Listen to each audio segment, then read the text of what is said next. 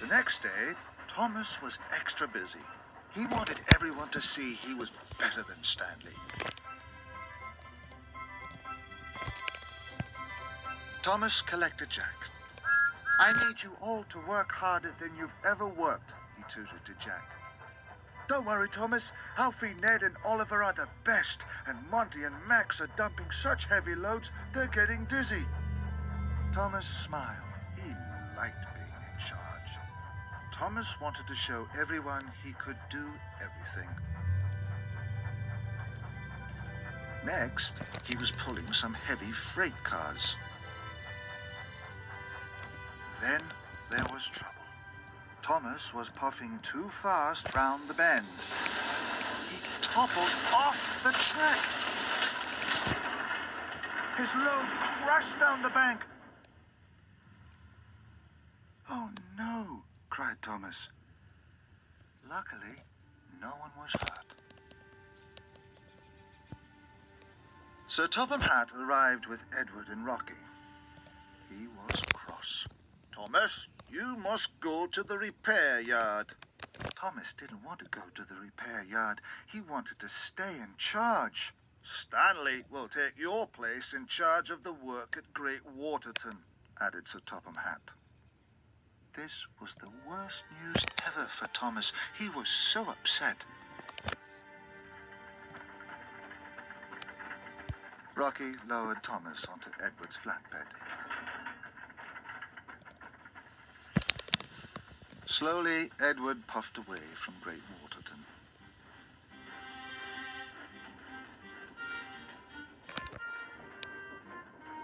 Edward had to stop at a signal. Stanley chuffed cheerfully towards them.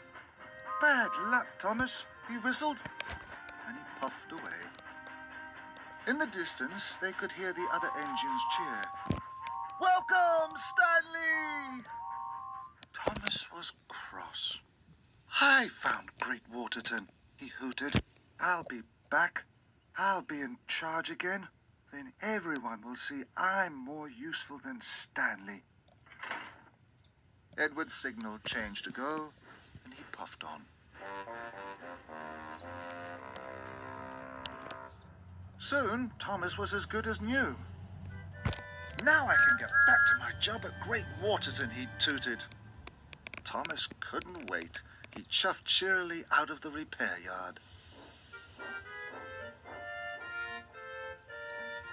Thomas was very happy to see his friend Percy. "Hello, Percy," he tooted. "I thought Toby was to pick up workmen." "Hello, Thomas. Stanley has given me extra jobs because he says I give very smooth rides," peeped Percy proudly. "Tomorrow, Stanley and I are going to work together on the tower." Thomas didn't want to hear about Stanley. He was upset.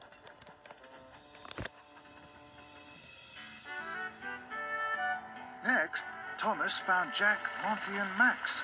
They were very busy. "Come on, Monty and Max. Let's make Stanley proud," Jack cried. "He's asked us to fill in 3 holes, and we've only filled in 1. "Hello," tooted Thomas. But Jack, Monty, and Max were too busy to notice him. Thomas was even more upset. He felt as if he didn't matter at all. He puffed sadly away. But Thomas forgot all about feeling sad when he chuffed into Great Waterton Station. It was starting to look as it must have done long ago. "Bubbling boilers," he cried. "This is very exciting." Then Thomas saw Stanley. He was with Sir Topham Hatt. Sir Topham Hatt saw Thomas. "Come here," he boomed.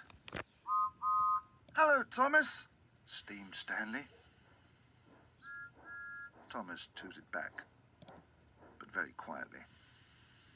"Stanley has done a good job. Work is moving fast," Sir Topham Hatt declared. "So I have decided," he added, "that Stanley will stay in charge and you will help him." Thomas's funnel flattened. Stanley was to stay in charge? Thomas had lost the most important job of all, the job he wanted more than anything else. That afternoon, Stanley asked Thomas to shunt some freight cars. "You're the best shunter ever, Thomas," Stanley chuffed cheerily. "I will be back for the freight cars very soon." Thomas was very good at shunting freight cars.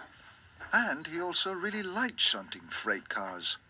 But he didn't really like Stanley telling him what to do. Thomas chuffed unhappily to the freight cars. He wanted things back the way they were, before Stanley had arrived on the island.